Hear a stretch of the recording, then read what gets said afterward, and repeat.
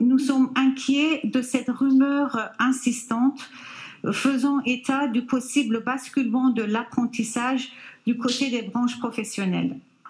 C'est une revendication initialement portée par le MEDEF et nous la rejetons avec détermination.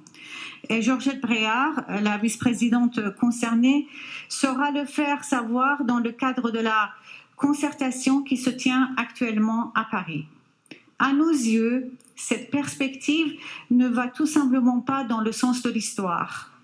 Elle serait même une véritable régression par rapport à un processus initié voici 35 ans. Le mouvement de transfert de compétences dans le champ de la formation professionnelle et de l'apprentissage a été voulu par le législateur en 1982.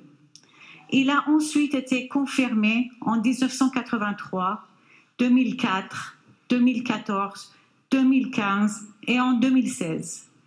Une telle durée est porteuse de sens et ne peut pas s'inverser brutalement. Certes, nous n'ignorons pas les difficultés auxquelles est confronté ce secteur.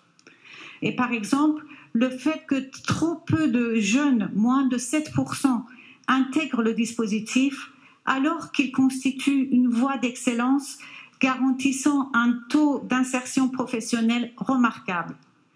Les raisons sont autant structurelles, image dégradée de la filière, que conjoncturelles, crise de 2008 et les interventions confuses de l'État. Et en nous retirant cette compétence, le gouvernement ne résoudrait aucune de ces difficultés. Il en créerait au contraire de nouvelles en instaurant un système à deux vitesses. D'une part, l'apprentissage de quelques branches capables de collecter beaucoup de taxes d'apprentissage et d'autre part, l'apprentissage des branches qui, faute des moyens, seraient dans l'incapacité d'instituer un système de formation performant. Cela reviendrait à condamner à mort le vaste domaine des formations interprofessionnelles dispensées dans les CFA consulaires ou dans les CFA des métiers.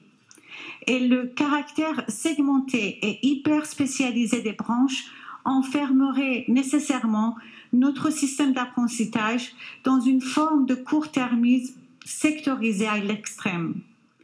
Alors, par exemple, où se fait sentir le besoin d'un rapprochement entre lycée professionnel et CFA, cela reviendrait à ériger un mur infranchissable entre ces deux mondes.